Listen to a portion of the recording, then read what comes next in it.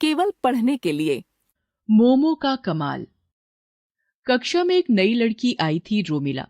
कक्षा के सभी बच्चे उसे बार बार देख रहे थे। वे सब उससे दोस्ती करना चाहते थे, पर बात करने में संकोच कर रहे थे। रोमिला चुपचाप बैठी थी। लंच ब्रेक हुआ तो उसने अपना खाने का डिब्बा खोला।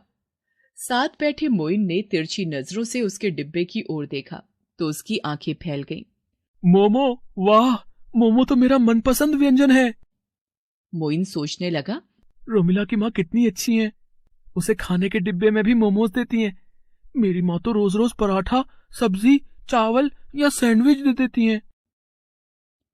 वह ललचाई नजरों से रोमिला के खाने का डिब्बा देखे जा रहा था। अपना डिब्बा उसने खोला भी नहीं था। रोमिला समझ गई। उसने अपना खाने का डिब्बा मोइन की तरफ बढ़ाते हुए कहा, लो, तुम भी खाओ। मोइन मोमो लेने से हिचकिचाया, पर उसके मुंह में पानी भी आ रहा था। पर अब करे तो क्या करे। रोमिला बोली, देखो, मैं यहां नई हूं और मेरा कोई दोस्त भी नहीं है। अगर तुम मोमो ले लोगे तो मैं समझूंगी कि तुमने मुझे अपना दोस्त मान लिया। यह सुनते ही मोइन ने झट से एक मोमो उठाकर मुंह में डाल लिया, जो उसे बेहद स्वादिष्ट लगा। उसने एक और उठा लिया। तभी अबीर, प्रज्ञा, मनीषी तथा दिलप्रीत मोइन को खेलने के लिए बुलाने आए। वे सब रोज लंच करने के बाद खेला करते थे। रोमिला ने उनके सामने भी अपने खाने का डिब्बा बढ़ाया। अब तक मोइन के हाथ में मोमो देखकर वे सब समझ गए थे कि मोइन ने रोमिला से दोस्ती कर ली है, इसलिए वह अब उनकी भी दोस्त बन गई थी। सबने एक एक मोमो उठा लिया। सभी को वे बहुत स्वादिष्ट लगे। उन्होंने आज तक ऐसे मोमोज नहीं खाए थे। सबने उनकी बहुत प्रशंसा की।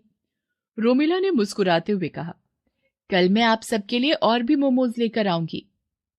सब बहुत खुश हो गए और रोमिला को अपने साथ खेलने के लिए ले गए। बातों बातों में रोमिला ने उन्हें बताया कि उसके पिता का ऑफिस अभी तक सिक्किम में था, इसलिए वे लोग सिक्किम में रहते थे। 1 महीना पहले ही वे दिल्ली आए हैं, क्योंकि पापा का तबादला दिल्ली में हो गया। सिक्किम में मोमोज भोजन का हिस्सा है। अच्छा, मनीषी ने हैरानी से कहा। दिलप्रीत ने पूछा, और क्या क्या खाते हैं सिक्किम में?